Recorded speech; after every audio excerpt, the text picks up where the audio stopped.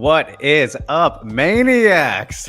We are live July 9th, Tuesday, 2024. We're just all over the place today. Drake Riggs and Alex Beuni here to bring you another episode of Sound and Pound, all the wacky, wild happenings in the world of mixed martial arts each and every week. We apologize for the delay, having some technical difficulties. Not my fault today. It's on Alex. As you can see, he's going from the phone landscape mode, buddy, but we're making it work for the people, right? We are here for the people. Alex, how was 4th of July weekend for you, all that stuff since we last were here for the show? Just how are you doing besides our little turmoil just now? Yeah, dude, like holding up the phone and like the camera's on right here, but I'm looking at you, so like it doesn't fucking, it's like really, yeah, I'm throwing your brain off.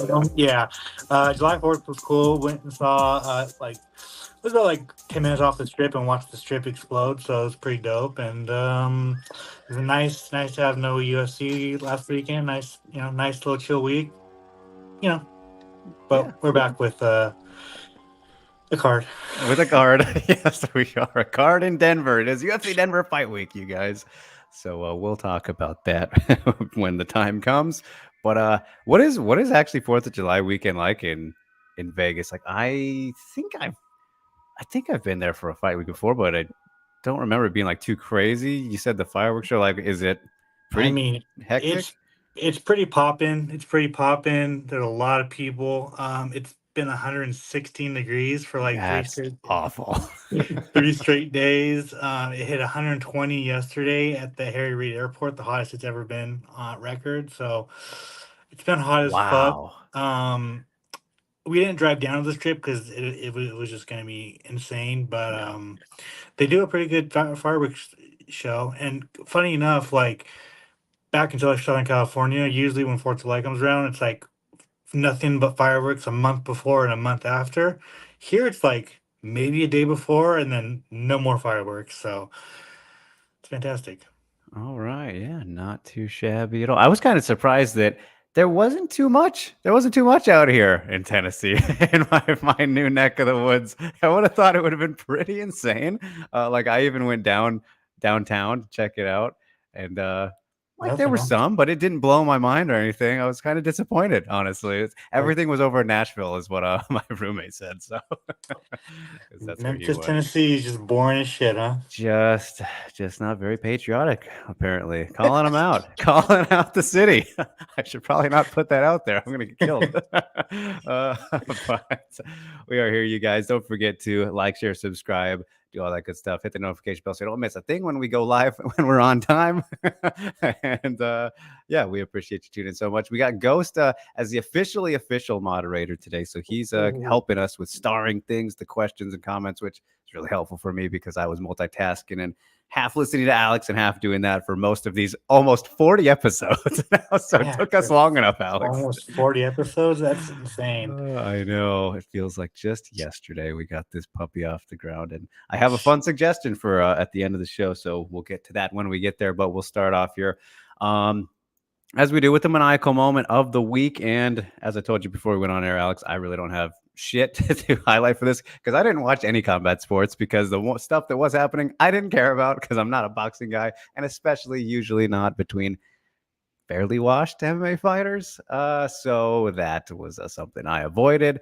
I know who won, all that stuff, of course. But before we get your thoughts on that stuff, I guess Jimmy says Maniacal Moment has to be MMA sites who aren't actually good at publishing stuff that is clearly fake or satire. Well, I really don't want to get into that, but good to shout it out because it's been a doozy the past couple weeks. And yeah, I already had my rant on my personal channel, so you guys can go see that on the last bully stream I did if you care to see me. I went off for 10 minutes, Alex. I was a little heated. So you need to link me to that so I can watch. I'll hook you up after this. But yeah, so for what did go on this weekend, how was the event? Anthony Pettis lost was it a unanimous decision to Chris Avila or a decision? Nate Diaz won the majority decision against Jorge Masvidal. This fucking camera's it's killing you. Things happened. What do you think of the event? I mean, what is that your maniacal moment? It's got to be the only thing that happened. Yeah, no, I mean, to be honest, going into it, I thought it was going to be a complete shit show. the production and like the pacing was a shit show for sure. It was probably worse than PFL, but the fight itself was actually very entertaining. Both guys came to fight, both guys came to win. And I think it was basically kind of like what you would probably think. Masvidal had the more powerful shots. Nate had the volume, and that's what happened. I personally thought it was more draw than Diaz winning. And 10 a lot rounds, of, right? yeah, 10 Okay. rounds. 10 rounds. Some judge scored an 8-2 Diaz, which was just a very, very, very, very bad scorecard. But yeah, Nate won. The series is 1-1. But yeah, I mean, honest to God, it was a very fun fight. That's just what it comes down to. It was fun because my expectations were so low, so it Right. like really exceeded them. So it was probably average then. That's what that I means. mean, I think honestly it was above average. Okay. All Yeah, right. for two old MMA fighters that are boxing, you know. Yes. Okay. All right. That's fair. I probably won't go watch the full thing, but I'll take your word for it. I want to note on the pacing though, Alex, because I was trying to just check in Twitter periodically. I was doing stuff on Saturday and just see where things were at. And I think if I'm remembering correctly, it was like 10:30 over here. So that would have been what, 8:30, regular normal people time. And it still hadn't started yet or Bro, something. It was the pretty late. fight didn't start till like 10 o'clock my time, which was like 1 a.m. East Okay, Coast time. maybe Like, at the bro, time I was even like later than what that. the fuck? Yeah, Yeah. it was very, very bad pacing. Like they were going back to the desk, asking Josh Taunt, like, bro, no one gives a You don't need no that one. much analysis on that. No, dude. And from Like, those guys. I mean, exactly, dude. And like, what are you gonna? We all know that anybody who's watching this, who paid $40 to watch this fight, knows the story, Yeah, knows everything. Like, I don't understand with the analysis, the breakdown. I will say, they sold the Honda Center out 18,000. really. It was packed as shit. So it's just gonna show. I'm pretty sure Nate sold most of those tickets. So, it just shows like how much of a superstar Nate Diaz is. Yeah. Yeah, it's funny. I think that the more we see these kind of events, it shows the lack of self-awareness, right? Because of how people they uh they do these. I lost my train of thought because something's happening on the screen here. Were you pressing that? No, I wasn't. Ghost, God damn it. Because of the backstory and how much analysis that they do, like for these things that the people who are watching, yes, they know exactly what is going on. So Bro, if you paid $4 for that fucking pay per view, you know that Masvidal beat Diaz, bro. Like there ain't nothing else right. to say. Like, dude, yeah, it was like 6 hours or 6 hours for like four fights. Like Yeah, that's a doozy. But brutal. but we got through it. So okay, before we move on from this topic and get to some of the other people's suggestions for Maniacal Moment, I mean, shit, dude. Do you? I guess what does this do for Nate? Like, seems like everybody's all interested in him again. Did he look good enough for you to be excited to see him in MMA fights, or what exactly? Let's do this. What do you want to see him do next, if anything? And then what do you think is going to happen? I feel like this didn't, in the grand scheme, doesn't really move him anywhere specifically. Bro, I'm such a Nate fan. I'll watch him do anything. I'll watch him fight anybody. I don't give a fuck what he does. I mean, obviously he needs to fight Connor before they both stop fighting in the UFC. Like that has to happen at some point. um, he called out Jake Paul, called out Leon Edwards. That's not going to happen. Yeah. Yeah, I mean, I don't really care to see him box anymore. Just like I want to see him use his full skill Yeah. set, like that, not just his hands. So yeah, to be honest with you, I don't. He can fight anybody, and I'll watch. All right. All right. There we have it then. Here's a good one, though, from James, who says his maniacal moment has to be Chandler saying he was offered Islam when he sat out the better part of 2 years. Is Chandler the only fighter to be in title contention after a win, or a loss. No, I mean, we've seen fighters get title shots off of losses, James. What are you talking about? Plenty of times. It happens way more than it should. But yeah, that was quite a curveball. I know that we've maybe said some things in some chats here and there, Alex, about how we feel about it. You don't believe there's any smoke to that fire. That is bullshit. That's some posturing, maybe. that is number one bullshit.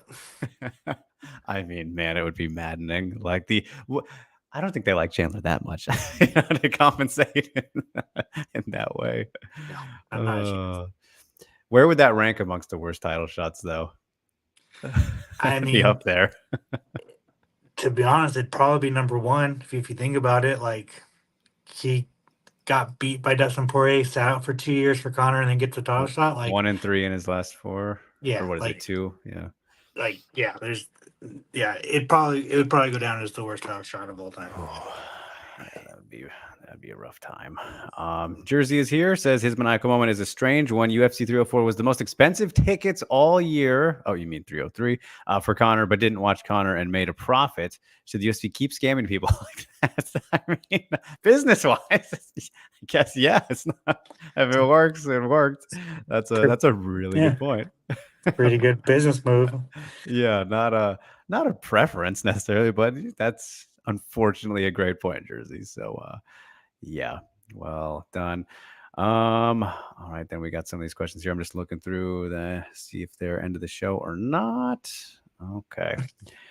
All right. Well, yeah, I guess we'll move on from Maniacal Moment because don't think there's much more to add. But Alex, we'll still any underrated moments of the week, anything that did stand out? I mean, honestly, I gotta say, again, didn't watch this, but Chris Avila winning in boxing, winning it all. Like, he was a terrible fucking MMA fighter. He's 5-0 in boxing, bro. He's a legit boxer. He's good. He's very good at boxing.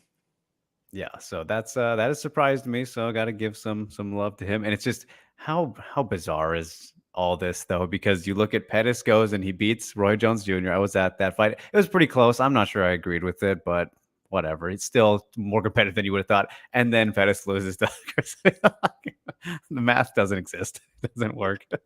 Yeah. I'll just throw out another boxing thing on an MMA show.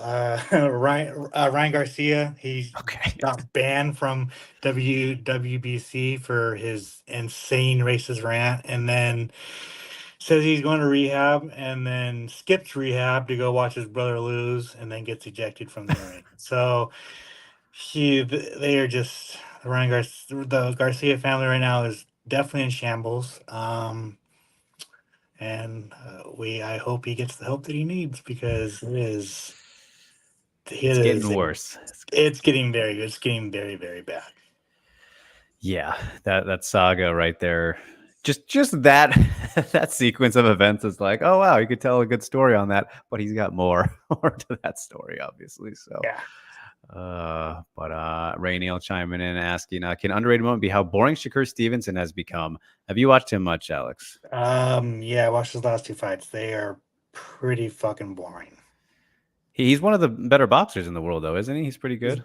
Very, very good, but it is just boring. And I think Helwani tweeted that like he sold out 8,000 seats at the Prudential Center in New Jersey.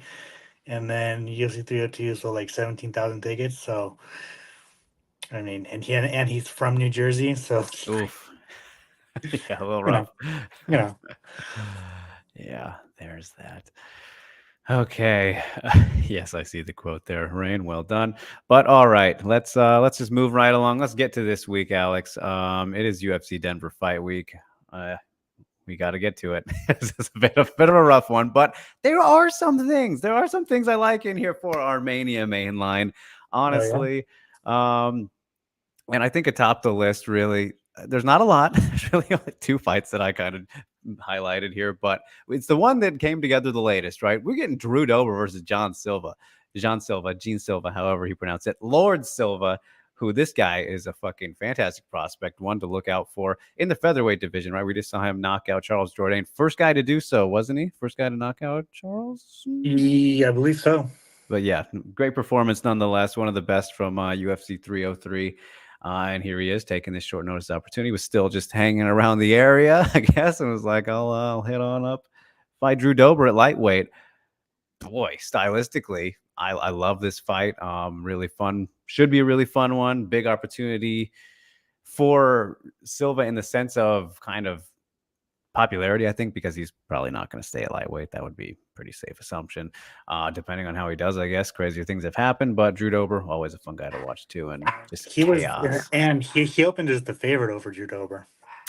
Dang, that's some That's crazy. high building. Yeah, I mean the experience levels are pretty different there, but yeah, Drew Dober going to be coming in looking to rebound in this one, so I look forward to that one. And then I'm a Juicy J guy, Alex. I love watching the guy fight. He's pretty kill or be killed. Of course, a home state native, Washington State. So he's had a pretty wild roller coaster career. Some real up and down stuff, and his fights are always very fun. And he'll be taking on Christian Rodriguez, who I'm sure is probably a decent favorite over him, as he probably should be. C-Rod, right? Looking forward to that one to see if he can kind of manage that chaos that Erosa brings. But really, those are the two big ones for me. I mean, it'll be interesting to see what Lusa does after his last fight, which was, a crazy one in its own right for the wrong reasons, as he takes on Gabriel Bonfim. And some other moments, but I'll save him for other segments. Montel Jackson, he's a fun guy to watch. But in terms of just fights, those are the two ones I'm highlighting, Alex. As I do to you every single week, you took the two fights that I really wanted to talk about. I know, it's usually but I do want to highlight Fatima Klein. She was going to go on the contender series for whatever reason. She should be in the UFC by now. She got the call up a division. And it's a tough out for your first fight. Jasmine Jasudavicius is very, she's just tough. She's a tough puzzle to kind of figure out. But if she can take her down and hold her down, that's the way you beat Jasmine. I do want to also say Abdul Razak Al Hassan versus Cody Brundage. That's just gonna be chaos for 5 minutes, and someone's gonna get finished. So that's, at least we're gonna get one finish there. Hope to God. You just jinxed it. Yeah, right. And then you mentioned all the other ones. Josh Vans, always nice to see him actually get a fight against Charles Johnson, who's been on a roll since that gnarly losing streak he was on. So, yeah. Indeed. But all right, with that in mind, Alex, we do have a main event, a pretty interesting one. I think we touched on a little bit last week, but the former two-time strawweight champion Rose Namajunas is back. Her first hometown fight in Denver of her career, which is kind of interesting to think about, but started early in Invictus, so I guess it makes sense that she didn't get around to here. But anyways, things fell apart, and now Tracy Cortez is in to try and take the biggest leap of her career, see how legit she is. 5 rounds, apparently acclimated in 2 days. Alex, what are your thoughts on this one? How it's going to play out? I guess final predictions as the week go on here. Yeah, I'm glad that the UFC is actually trying to push Tracy Cortez. For whatever reason, they weren't. Are they though? It's short notice. Are they? I mean, they could have given Rose Namajunas anybody to fight anybody, and they chose Tracy Cortez in the main event slot. So I would say yes. Unfortunately, I don't think she's going to win. I think the only way she has a chance to win is she lays on Rose for 5 rounds, and I just don't think that's going to happen. So I think Rose is going to cruise to a unanimous decision for 5 rounds. Woohoo! Yeah, no, I honestly see the fight playing out. I pretty much like that, because really her best hope of winning is Wrestle Falcon for the most part, right? Just getting Rose down, dominating her there, which, yes, Tracy Cortez is a talented wrestler. That's where she's best at, but she doesn't necessarily do that against anybody, right? Like, she's not a dominant force, really pressure heavy type of fighter. I think her striking is slowly improving, but I still don't think she's going to be enough for just the technique and speed advantage Rose is going to have on her.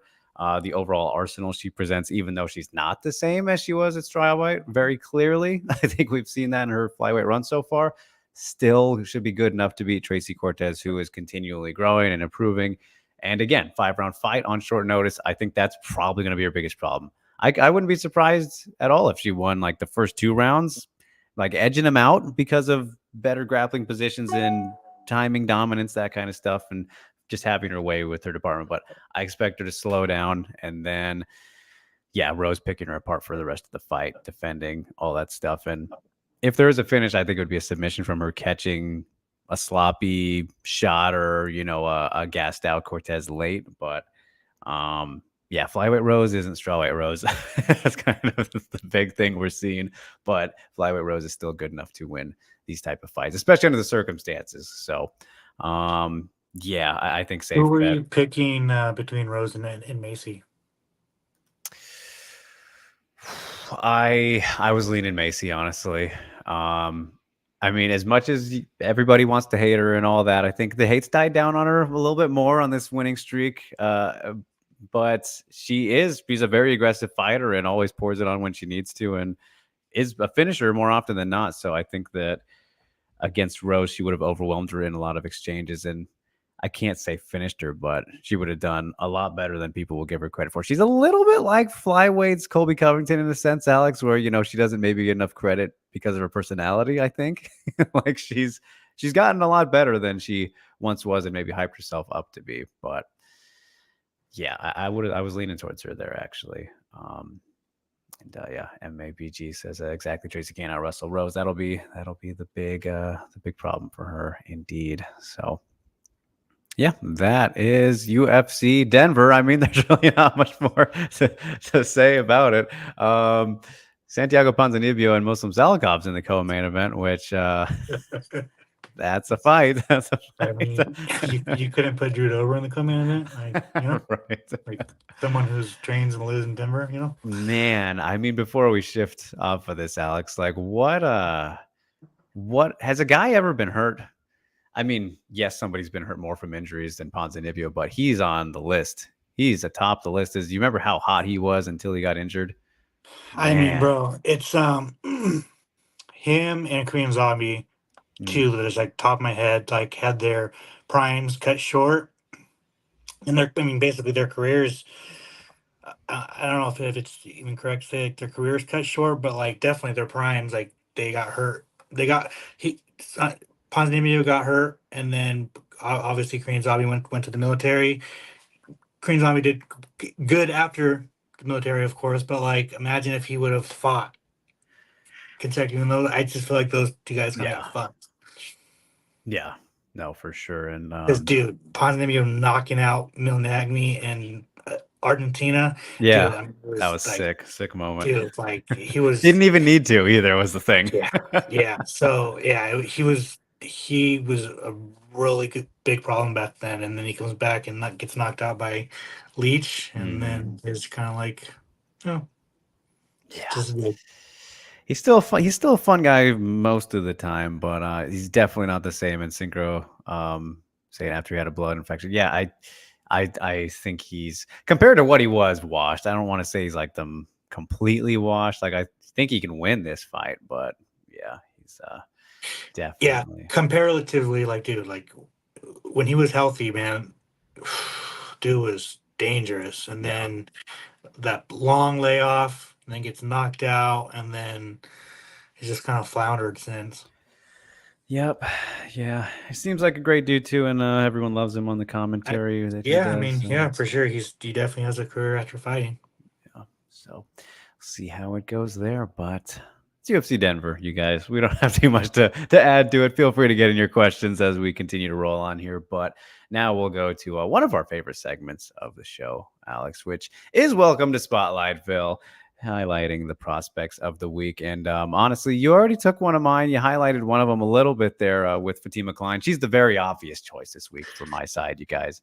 Very obvious. I forgot about this segment, or else I would have not even mentioned her. So. all good. So yeah, pull yours up while I talk about Fatima. Yes, Fatima Klein feels like, really for me, it's crazy. It feels like she has been around for just a long time now, but she's still only 23. And I mean, started really around 2020, so that is a long time. The timing of the 2020 era to now is just doesn't apply Dude, to normal time standards. 2020 feels like 16 years ago. Yeah, it feels like a lifetime ago. Pretty much was, especially for myself. But yeah, so Fatima Klein been going strong since then, just 23 still. Had plenty of grappling competitions, all that, some experience in Invicta, what Fury FC, cage fighting, Fury Pro Grappling, that's what it was. Yeah, and then Cage Fury. But undefeated, 6-0, trains with Aaron Blanchfield and the girls up there. Like everybody has just glowing things to say about her. Definitely one of the better prospects out there right now. And yeah, has a big fight against Jasmine Jasdavicius for her debut fight, Alex, like you said. So very much looking forward to seeing how she does there. Has the last victory over Andres Romero, who just pulled off that insane upset win over Siri Oshima at Invicta that I was at 2 weeks ago. So yeah, it was one of those things where it was a matter of time for Fatima. Would have been a totally fine person to have on Contender Series as was planned, right? But hey, take the shot directly to the show. Let's go.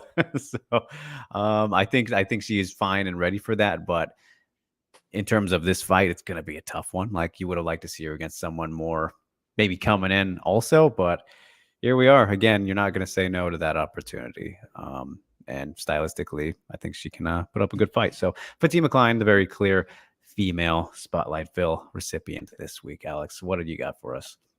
Yeah, I have a couple names from LFA and Fury FC. Start with Fury FC, it's actually going on down Friday instead of Sunday, which is very nice. Um, the featured bout is Tedrick Macklin versus Devin Dixon. Both these guys are very, very good. Tedrick Macklin 6-0. And man, team money, Tedrick Macklin. He has a finisher. He's only been to the decision one time. First round finishes. He has one second round finish. Like this guy is he's very fun to watch, and there's another killer in the regional lightweight division. So I definitely have my eyes on him. And I do want to go over to LFA with the main event. John Sweeney. He's the LFA bantamweight champion, and he has a fun personality, and he was finishing people early in his career. And I feel like back then, like he would have been a perfect person for a Contender Series, perfect person in the UFC, just because he has that brash style. But he's been decisioning guys for the last few fights. I think the last 4 fights, and you're not going to get in the UFC doing that. So if he goes out there and finishes Rafael de Nascimento, maybe he gets a shot on Contender Series right now, or unfortunately he's gonna have to wait until the PFL opens up a bantamweight division. So You fight a Bellator, bro. PF Bellator. right. I also do want to bring up Alec Lorenz. He is another just a powerhouse of a light heavyweight. 1, 2, 3, 5 first round stoppages, all via knockout. He beat Big Tuna in his last outing. So I believe he's out of the lab. Could be fight ready, but I'm like 99% it's the lab. So just another killer from over there, man. And I think he has a real shot to get on Contender Series as well if he goes out there and finishes this guy again. Which will make him 5-1, but the light heavyweight division, it's pretty whack on the regional scene. So not much to it. yeah, Great way to describe it. Yeah, it is whack. yeah, not good. Not so hot, but all right. That is gonna wrap up Spotlightville, you guys. So we're cruising along. This episode's kind of just all fucked up, so it is what it is. Our segments are whatever. So before we do get to the Dralex Movie Club, our favorite time of the day, let's get through some of these questions now because we got some good ones in here. Alex. So we'll get to them here. Let me go to the top. Thankfully starred by our man Ghost. Shout out to him. We'll start off with Synchro saying, I think you guys misunderstood my question last week when I said, were you Were you getting paid to watch Power Slap? I was asking if Mania was paid you. Oh. Not specifically, no. No. Like, I mean, not like forcing us, if that's what you mean, Synchro, because no. I'm under contract, so Yes. Yeah, there's that. And he also admits that he likes to go, so yeah. No. There you go. Cornelius Graythorn, great name. How would you describe the state of MMA right now? Is it really bad? The fight night It cards is. have been really upsetting. Yeah, it's MMA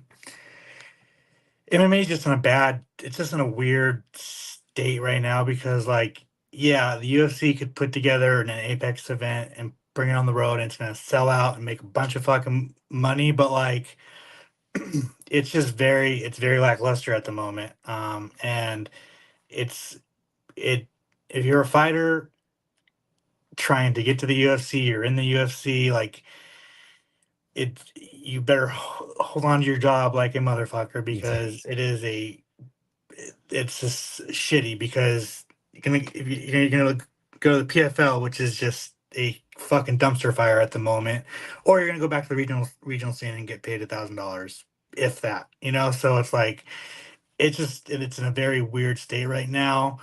There's like no big stars other than like Alex Pereira, maybe Yeah. Sean O'Malley, but is he even that big of a star? Like it's in a If very you have to weird question spot. it, that's when it's weird. Yeah, Yeah. like it's just in a very weird spot. Cards have been shitty. Yeah, it's just very strange right now.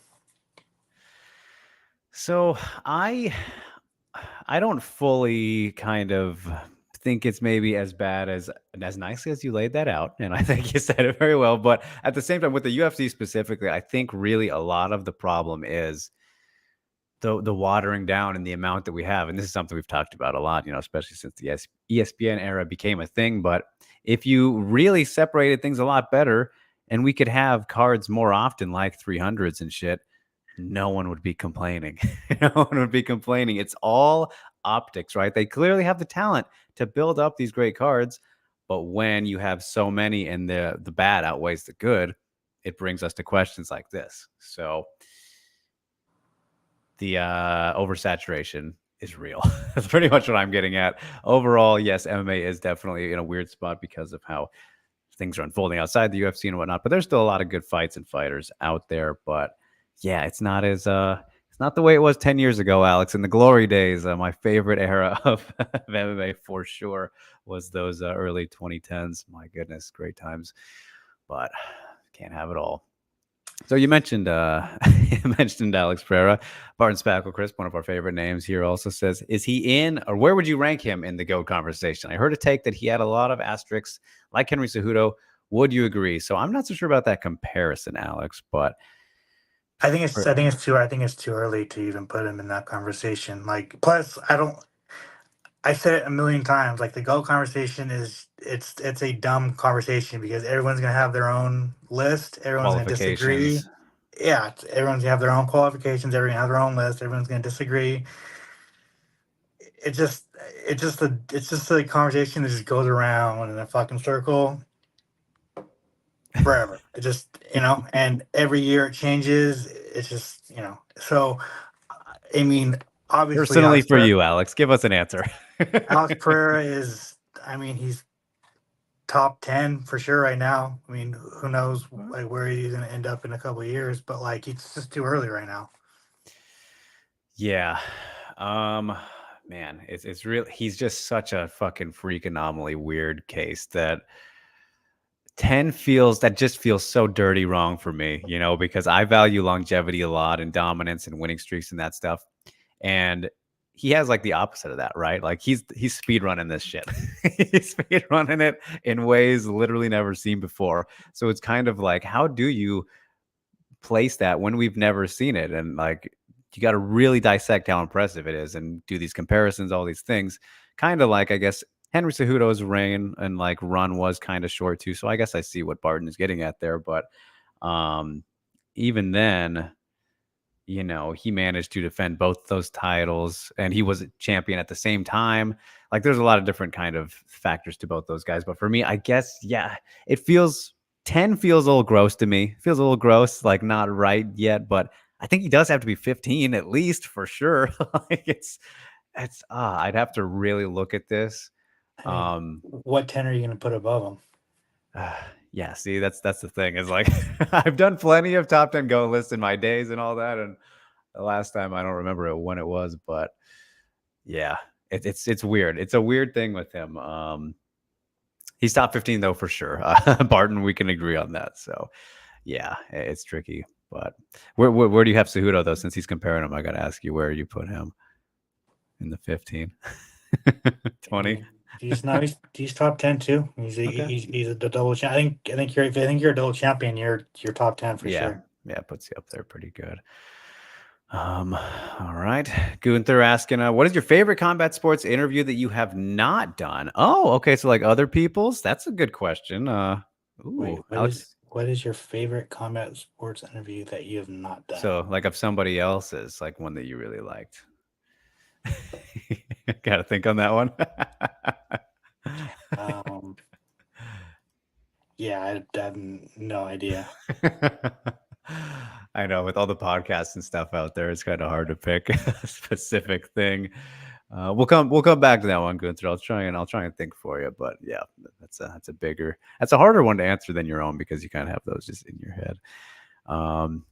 Rain asking, is Alex able to sit in on the matchmaking room? How does he know everything? He's a mole. Yeah, I would love to sit. If I could have anything, I would love to sit in on a matchmaking meeting because it's very fascinating to me, and there's a lot of moving parts that people and fans have no fucking idea about. And I consider myself a pretty decent matchmaker, and a decent internet matchmaker. That's true. But like, dude, it is once you get down into it, there is just so much politics, so much. Fighters say they want to fight until they get the phone call, and then you got to deal with personalities and managers, and it is a fucking shit show. And I would not want that job whatsoever. But I'd love to sit on it and see how it watch it all unfold. Yeah, 1000%. They should have done that in that docuseries. 1000%. Yeah, 1000%. And how I know everything. It's not going to reveal his sources. It's magic, bro. Yeah. Magic man. But yes, so Ghost chiming in here says his pound for pound rankings for Sound and Pound has been updated. Alex gets number 1 over me because he said the GO conversation is useless. My favorite take. So there you go. There you go. And yes, it is him, James. There we go. Pull it out. Pull the gun out. Nicely done. Okay, what else do we got here? Jen saying, what is your opinion on Kareem Zidane? I have been subscribed to his Substack, and he writes beautiful articles on sports washing. Why do people say crude or hateful things to him? I mean, he's truly the realest journalist that we have ever had. Yeah, like if you look up the word journalist, like he's the fucking number one. He's the only journalist we got left in the fucking MMA space. Yeah, I mean, he's very good at what he does. I've enjoyed a couple of his articles. I don't go looking for like, oh, what's Kareem's latest thing, but if it rolls by my timeline or whatever, I'll read it. It's always interesting, like he doesn't do shit he's not putting his heart and soul into. Yeah, right, 1000%. People just hate him because they are fucking UFC dick riders and Dana dick riders, and people hate people that like to question things, right? Like people don't like change. People don't like, it's just, if you don't want to agree with something, you hate it. So yeah, pretty much. Well said. And I think too, because of the natural political nature and, maybe perceived as negative, even though it's just shining a light and being truthful and doing his job to the best of possible abilities. People get annoyed by that because oh, why is he the only one doing this? This asshole. But yeah, he's a very important figure for the stuff that he is doing. So big shout out to him, indeed. And Gunther here asking, can long layoffs affect performances? Like GSP had a long layoff, but looked amazing against Bisping. It depends. And I mean, those are rare exceptions. Dominic Cruz and GSP, the GOATs, of course, are going to show that they were not affected by those lengthy layoffs. But in a typical sense, yeah. I mean, look at, we talked about Ponzinibbio just now, Gunther. Guy wasn't the same after he came back. It affects the lesser man. No offense to him, but definitely. Yeah, I think it's all case by case basis. Some people it doesn't affect, some people it does. It's just, well, gotta roll the dice. Exactly. It's a tough sport. Okay. Rainiel, this was one of the questions I was looking forward to reading because he said, when will the UFC start to bring banger cards? I'm waiting for a great card that blows my tits off on paper, and it turns out good. I mean, it's all downhill since 300. It's all downhill. What on paper is the next really good one, Alex? How is 304? I'm going to pull it up here on paper. I think it's UFC Abu Dhabi. Yeah. Even then, that one has those fucking stupid, like the Diaz return. I don't give a shit about. I know you fanboy all you want, but Ferguson fighting. You don't want to see Nick Diaz fight, bro? Nope, not really. I mean, 304's main card is super duper solid. That's got Nathaniel Wood Pineda on it. That's good, fun. Things kind of drop off. Our boy Oben Elliott, a guest of the show. I know. We need to get him back on the show. Yeah, get him on before that if we can. Yeah, I mean it's a very UK friendly card. They did it pretty well. I mean, Christian Leroy Duncan and RoboCop. That's a fun one. 304 is pretty solid. I'm not mad at that. Looking at it right here. But yeah, you said the Abu Dhabi one as well. Got some bangers. Very, very top heavy. Yes, yeah, that is for sure. Yeah, and then we'll see how 305 stacks up, but I don't have super high hopes for that one either, honestly. So yeah, I mean, the one that really blows the tits off, Rainiel, I don't know if we'll get one of those till probably like MSG, I would guess. One that's really like, oh goddamn, Spear's gonna be pretty popping, but that's true. It's gonna be a lot of Mexican fighters that people don't know.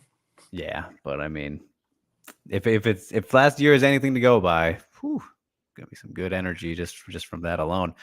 So, all right. Yeah. Yeah.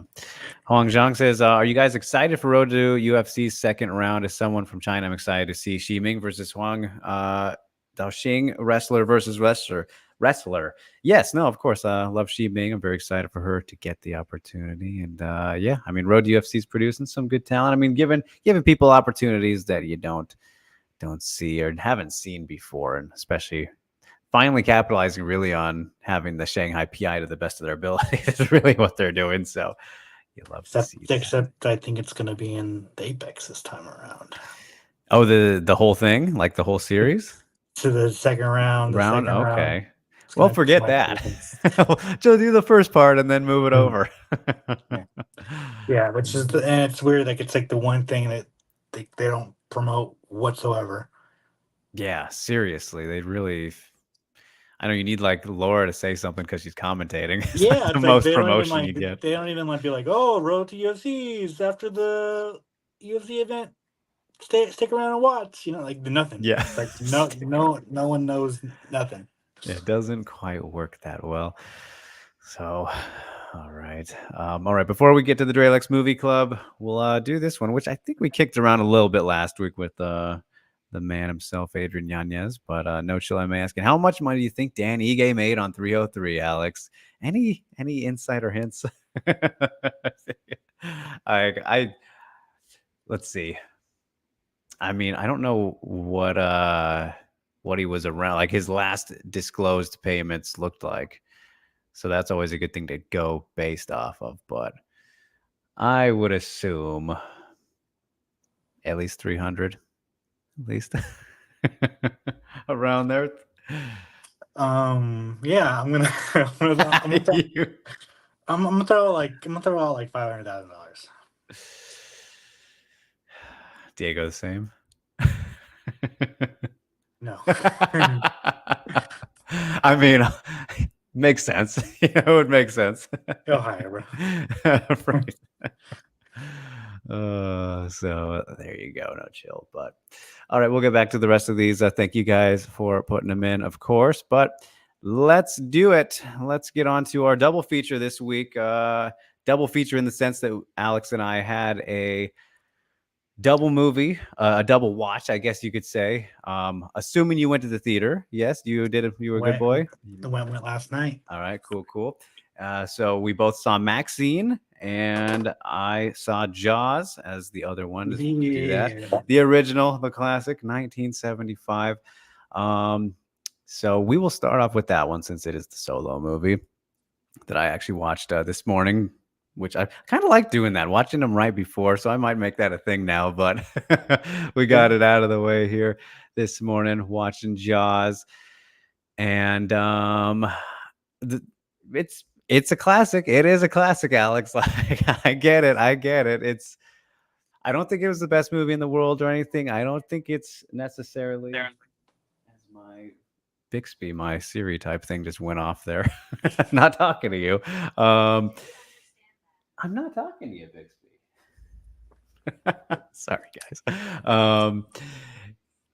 It's not like, I don't know if it's the age of the movie. I wasn't like scared or anything. There were some moments that, get you a little tense still. So it's still, I think it aged well. It does age well. It holds up pretty solidly. There's still a lot of little things in this movie that I love, though, right? Like Spielberg captured peril so well, so very well, Alex. And the one part that just as a from a directorial lens, I love so much was that zoom on Brody when the kid gets eaten, like in the beginning. Just, that was masterful. Masterful camera work, directorial vision, all that stuff. Unsurprising. And, I've seen that before, kind of out of context without the noise in the moment, just in little YouTube videos and stuff. But when you really watch it throughout, it's like, yeah, that it gives you that feeling of what it would be like, just where the world kind of locks in on, oh shit, is a child being eaten by a shark Right. on the beach. Yeah, that's horrifying. So that was great. That was amazing. John Williams' score truly is just the most iconic. Like, man, it feels, after all these years of hearing it so many times without watching the movie, right? It felt corny to hear it, like after so much, you're like, oh, it's the Jaws theme. But then you watch it in the movie and you're like, no, it's still pretty intense. It is still pretty fucking intense. So that's when you got some effective sound crafting, if you will. Of course, John Williams, just the fucking iconic legend done. I mean, the best ever, really, just with everything that he has done. And still the strangest thing, the wildest phenomenon to me, Alex, and I think maybe you'll have an explanation for this. I'm sure there is an explanation for it, but I don't. How the hell was this movie PG? Is like one of the perplexing things that just doesn't make sense, because they didn't say bad words. Like, I don't know. There's fucking limbs. There's gore. I believe at the time there wasn't a rating system. Oh, okay. And then what, they like threw it on afterward because yeah, like it. Yeah, I mean, it's not like the goriest, nastiest movie or whatever, but there's enough to where I'm like, yeah, you're not going to see that in a PG movie nowadays whatsoever. So that was that's still one of those perplexing rated things. 1975, before the classification system had a PG-13 category, the film received a PG. Oh, so it was like using one or the today's other. system, Jaws would most likely be awarded a PG-13 or perhaps even an R due to drug use and blood. Drug use? What, from the fucking when Hooper was making the thing, making the needle? Like, I don't remember anybody using drugs. I just watched it. That's funny, but what, the cigarettes, the smoking, whatever. But that's funny. Yeah, cigarettes. A group of teenagers passed around a joint. Oh, okay. I guess. See, that's how much they don't even consider weed a drug. Right. That's right. That did happen. Okay, you got me there. Fucking plant. Oh, that's good. But yeah, so definitely a bloody movie, as you would hope from a shark movie. But just a fantastic build to seeing the shark for the first time, Alex. Like, that's a good horror movie, I think, really hides your like villain or your creature for a good bit. At least like the first half, kind of, it depends on the context, but when the scariest thing is the ignorance, like, fucking, what are we working with here? And I love how they think they get it the first time, but nah, just a little guy. Yeah. Do you know why they chose to hide the shark for like a lot of the movie? It was because it wasn't like ready yet, right? Or It was something. because like the water was basically destroying the shark. It was like it wasn't Oh, working properly, so they had to so like it's really, entirely a production thing that helped it. yes, so they really had to like pick and choose. Wow, that's crazy because I think that makes it way better. Yeah, Made it 1,000%. way better. That's awesome. But yeah, just a great it's a great movie for sure. Definitely a classic. Happier ending than I expected, Alex. Like, I thought there would be some kind of, not a twist at the end, but like, if they killed it, they get away. Okay.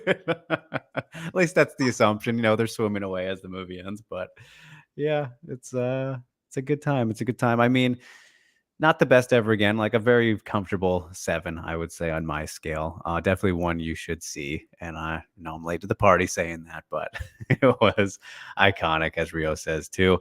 Did I know that this was the one that kicked off the summer blockbuster?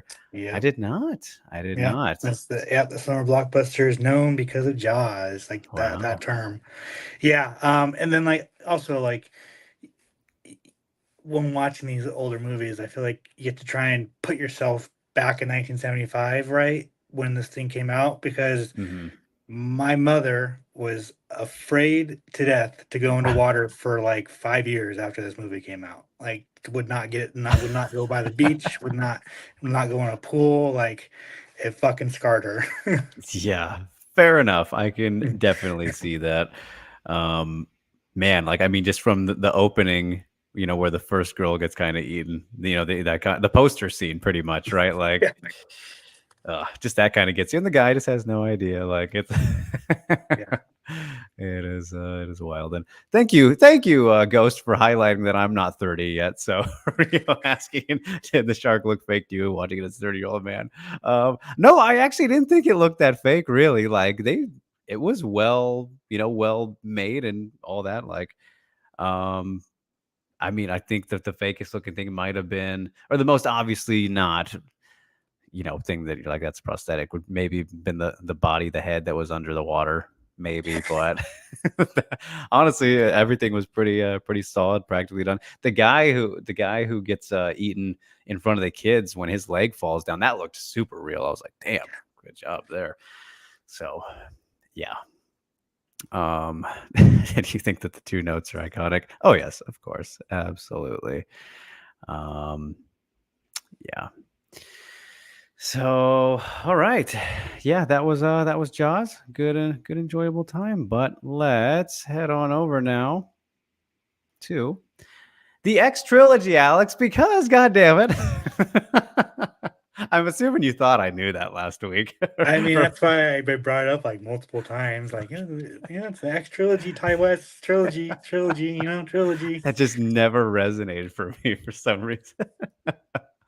So I actually, yeah, in the span of a week, I watched 4 movies because I caught Wow. up, Alex, on, what was it, Friday night. On Friday, I found out, and that's when I tweeted that, and I was like, I found out earlier, so, oh god, I guess I gotta watch them all. So I watched Pearl first because I know that's the backwards of how they came out, but it doesn't really matter. Did Pearl, X, and then had a little bit of a break. I was like, I still want it. So I want to see all 3 of these.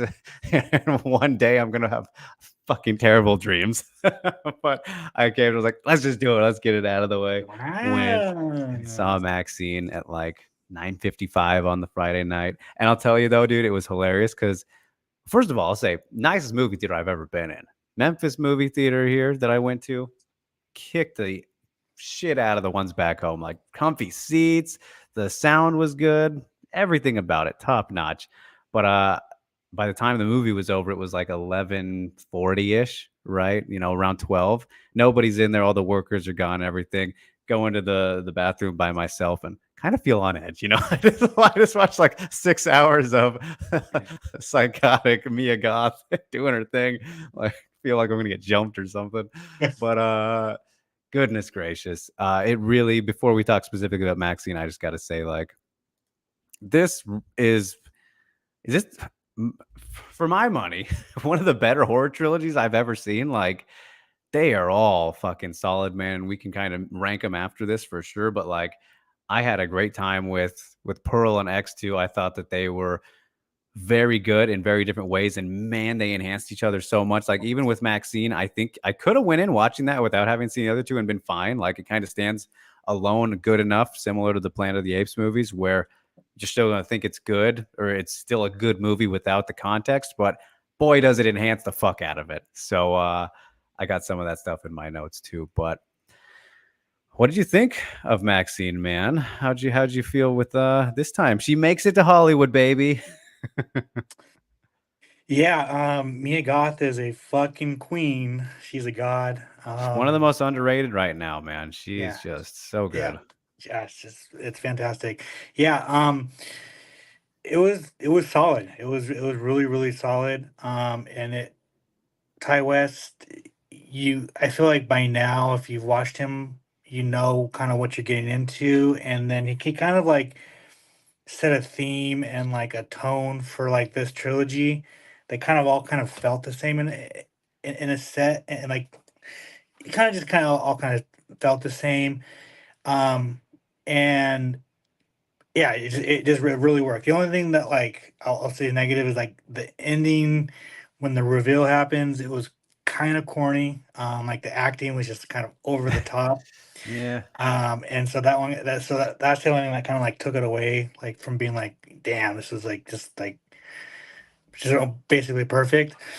Um, but yeah, dude, very underrated cast. Just Yeah. so many names in it. So many. Kevin Bacon was the perfectly greasy Oh, greaseman. yeah, yeah, it's just a fucking So douchebag. Yeah, just a douchebag. And Lily Collins had like one scene and she killed it. mhm. Um, yeah, Juan Carlo Esposito, like his hair. I was like just staring at his hair the entire time. Like, it just don't. It just you I don't thought Bobby like. Cannavale and Michelle Monaghan were a great duo Yeah, as well. yeah. Bobby's always great. So Mhm. yeah, I thought it was really solid, and obviously Mia Goth. It was like the movie had a flashlight on her, and if she didn't if she didn't have a good performance, it would have probably fell apart. But I just loved the vibe. I loved the soundtrack was just killer. And it really, 1980s Hollywood. I feel like it really Yeah. shined a light on it, and it really portrayed it pretty well. Yeah, for sure. For sure. It did a great job, and I think it was a great kind of culmination to just the whole point of the Maxine slash kind of Pearl character and all of that. And Mia got just fit into it oh so well. And I love the callbacks in this, Alex, too, because there were a couple which I'm sure you probably noticed, but like her being blonde this time, that was Mhm. fantastic. Like, just the little thing there, little detail. The beginning audition, that was a nice callback to Pearl as well. Like, there were little sneakies in there, and what the Theta Star, like, Yeah. I loved all that. I loved seeing all those things. Very well done, tying in like that, and yeah, it was good, and I don't know. It's kind of hard for me to kind of rank them and put them in place because they were like one big movie for me because I watched them all in a day, but I really did feel like it might have been probably between X and Maxine for me. Like, I thought Pro was great too, but because of the fact it's just kind of separated, right? Being the prequel nature that it is and whatnot. But that was they're all very good. I don't really know how to order it, but yeah. Rio says I Uh, thought X was still the best of all the yeah. trilogy. I'll do X. I'll go X Maxine Pearl because X. I'm a slasher kind of guy, so I love the slasher, love the gore. It just and also had Kid Cudi in it, so it's a plus. So yeah, that it was just kind of like my style. Yeah. Yeah, I'm not mad at that at all either, but it's just good stuff. I mean, I really hope that Mia Goth starts to get some more and more praise, some good roles, because she is one of the better ones out there. Like, man, Alex, what do we got to do to get a horror actress nominated? It's tough. It's a tough time out there, but Tough. The Academy doesn't look at horror movies as pristine film.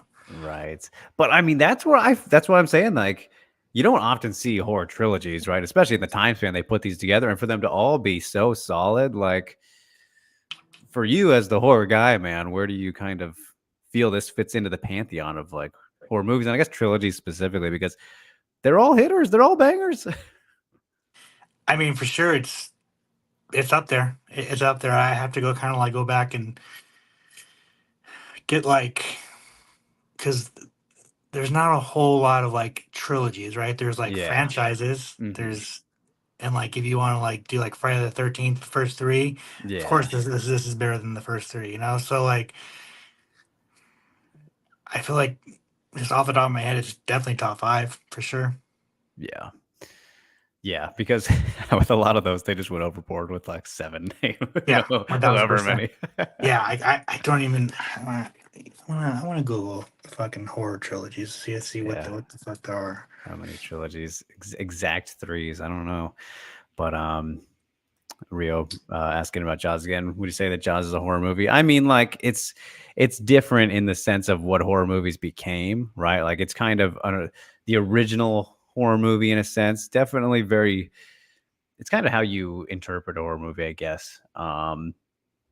Does it need a lot of gore, all that kind of stuff? Like for me, it was more thrillerish, and like even the original Halloween, I feel is kind of more like that. Yeah, so there is it's not a whole lot of like straight up trilogies, right? Mhm. There's like the Evil Dead trilogy, there's the Alien trilogy, there's the House of a Thousand Corpses trilogy. Um,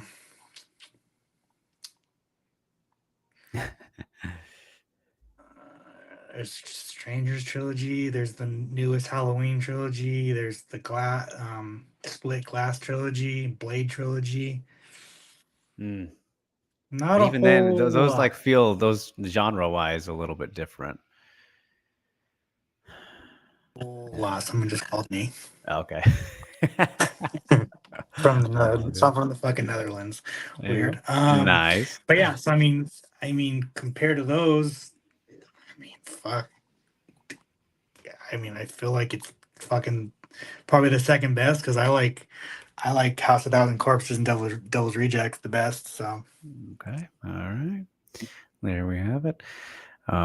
Rio says, fun fact, the original Shark and Jaws is in the lake of Universal Studios. You can take the ride and see it yourself. That sounds fucking cool. That oh, sounds you've pretty never done dope. that? No, I've never been to I've been to Universal Studios in Singapore, but not like LA or wherever it is. Come on. It's cool over there. But all right, so that is Maxine. That is the X trilogy. For this week, Alex, I really want to see Long Legs. What do you think? Absolutely. Oh yeah, for sure. All right, that's the one. So everybody go to the theater this week, catch Long Legs. Gonna be a good It's time. been touted as the best horror movie of the last decade. It is. Wow. I've heard some like reviews that's like it's one of the most unnerving movies they've seen in fucking I'm years. so So excited. oh, I'm ready. I'm ready. I'm ready. Hell yeah. Well, that is something to be excited about then. Yes, there we we'll do a live vlog episode. Yeah, Take me to right. Universal. I would love to go. I haven't been avoiding it on purpose, trust me. But yeah. All right, we will now wrap up with the Yes, it's rest just of weird because I've lived in California my entire life. So like people that don't live there don't go right. to the amusement parks over I there. You haven't know. been to Disneyland either. Oh, man, come Well, on, okay. guys. Don't need that one. All right. Well, we'll wrap up with these rest of the We just questions, you have guys. Thank we you. get fucking black soul, bro. What the Yeah, fuck? yeah, I know. Come on. It is what it is. Synchro says, speaking of matchmaking, is it me or is Mick Maynard and Sean Shelby just two dudes on the computer while Dana and Hunter Campbell do everything? No. No, not the case. Mick Mayers and Sean Shelby are very. I feel like it's Mick, Dana, and Sean. It's Mick, Sean, and Hunter, and Right. Dana's kind of doing his own thing. Like Yeah. Mick and Sean Shelby do a lot. Mm-hmm. Yeah, ever since kind of, I feel like selling for sure. Since they sold the company and things, he's done, more of just the big business type of things for sure. Yeah, I So, mean, Dana's said it multiple times. Like he only does the things that he enjoys nowadays, right? So like, yeah, but I mean, he's still around, but he's not like every single fight that's announced goes through Dana. Like right, he exactly. does the very big ones, you know. Yeah. Okay, let's see. Probably doesn't know half of UFC Denver, to be Yes, honest. exactly. Maybe the entire car except for Rose, you know. Yeah, just Rose. Yeah, fuck. But if you don't know now, you know. Yeah, exactly. Why does MMA attract people with such irony-point personalities who relentlessly look to harm someone else rather than work on their own personal improvement and self-development? Well, this is a very broad question, Jen. I don't know if you're talking about fighters or other people or whomever, but I don't know. I think it goes back to maybe just the thing about MMA being a singular sport, not a team sport, and everyone thinks they can do it type of thing. I don't know. That's a broad question. I don't really. I mean, it's just like fighting is a very manly, very, puff your chest kind of a thing sport. So that I think it brings that out of people. Yeah, that alpha masculine energy, Yeah. dude. Yeah. Within like if you actually fight and then fans think that they're like, oh, I know more than you. Mm-hmm. No. Yep. Sit the fuck down. Sit down, homie. Jimmy has a movie recommendation called Hitman. It's really good on Netflix. He says, so are you talking about the one that's from the game? Because I've seen that one, if that is the case. And it's, as a Hitman, stickler, Not good. snob, it's, It's not good. yeah, I'm not a big fan. And I refused to even watch the one they made a couple of years ago because how fucking bullshit that was. But the Tim Not Oliphant good. one, if that's what you're talking about. No, it's Oh, something new? a professor Oh, as a yeah. hitman sorts for his city police department. It's Right. It's Linklater's latest movie. That's right. Okay, yeah. Okay, yeah, I do remember seeing about that then, actually. I mean, bro, July is gonna be a fun movie month for the theaters. You got Twisters and Deadpool, Yeah. and October has Joker. Yeah, we got It's some good ones coming up. We got some some good ones. heaters. The summer is commencing. Yes, it is. Finally. Yeah. All right. Cornelius here asking, do you believe that sexual appeal really sells skills in MMA for women? I have seen many comments on Instagram how amazing Tracy Cortez is as a fighter under posts of her in revealing clothes. Okay, well, you're just looking at simps and fanboys on her page. It's going to be on every female fighter's page. So I think that kind of diverts the question here. It's like, no, not in the sense of, I mean, it does with everything, right? Sex sells. That's just how fucking life is. People are horny. What do you want? But and fucking every avenue of entertainment exploits that. But in the mentioning there of the post, like that's a non-factor. That's just people simping, doing their thing, whatever. But selling the skills, like, depends. We've seen situations, I'm not going to name names, maybe, where that has happened, and we might have saw it a week or two ago in a specific thing. But yeah, selling the skills, like, that doesn't quite logically You're make talking about sense. Polyana Viana is the best fighter in the entire world. Here we go. What do you mean, The bro? fuck what are you talking about, bro? Okay, and he kind of clarified if that was confusing. Good looks on the female side, hide weaknesses and skill set among fans. I mean, think ignore it, maybe ignore it more, but I I think guess for it's the the same casual thing. fan, for sure. Like if the casual fan doesn't watch fighting and they only know them from Instagram or like, oh my god, this Yeah. girl's hot. I wonder if she, maybe. I don't know. I mean, you have to be really fucking stupid, but Yeah, really fucking I know. shelter-minded. You mean you really have to be fucking retarded to believe that. So probably should go watch soccer or some shit, you know? Yeah, go watch something else, golf. Yeah, go watch golf or tennis. And Rainiel will close us out now. It says, we have the term overrated. Have you heard the term overhated? I think that one applies to Pantoja the most. Way overhated as a fun fighter. I haven't really heard that term. It makes sense. I get what you're saying, but I don't think Pantoja, I think overrated. people just don't care about him, which is sad. But Alex and I have talked about this. But yeah, people just don't give a fuck about Pantoja.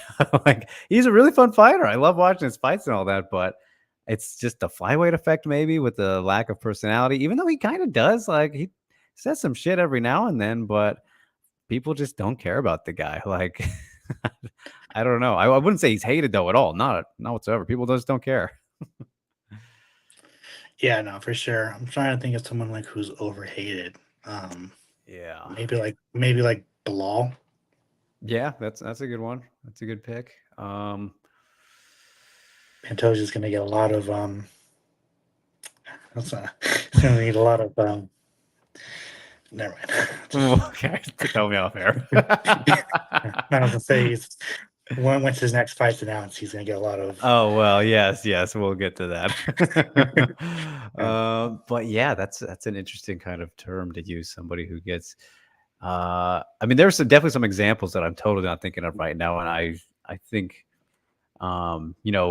we've seen it plenty of times, but I'm blanking on specifics. But Bilal, I think that's a good shout.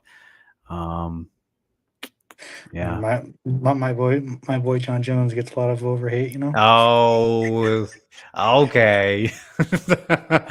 And we'll wrap up with that one, folks. Let's play the music out of here. That's been Sound and Pound.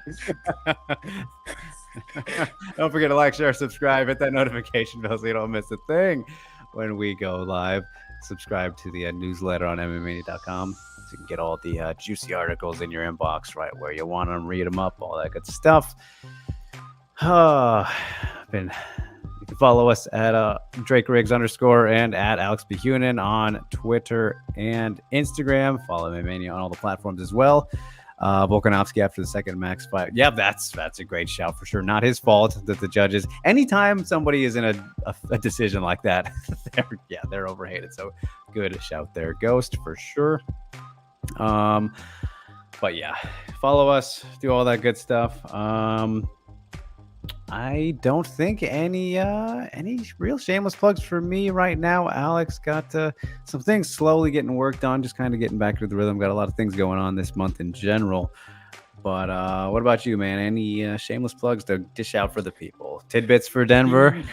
Tidbits for Denver's coming out. I might have a prospect of the month either this week, next week. I don't know. It depends if someone really hits me in the chest, And then I dropped some UFC X interviews last week.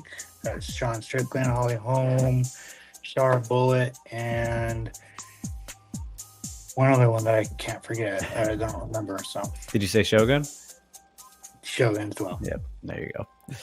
Yes. And then, of course, you guys go back and revisit our Adrian Yanez interview, having him as the guest three-way here on Sound About last week. So that was a good time. But until then, you guys, we will see you next week. Same time, same place. Well, not the same time, a little bit earlier because we were late today, but it's all right. So, until then, stay safe, stay safe. Enjoy.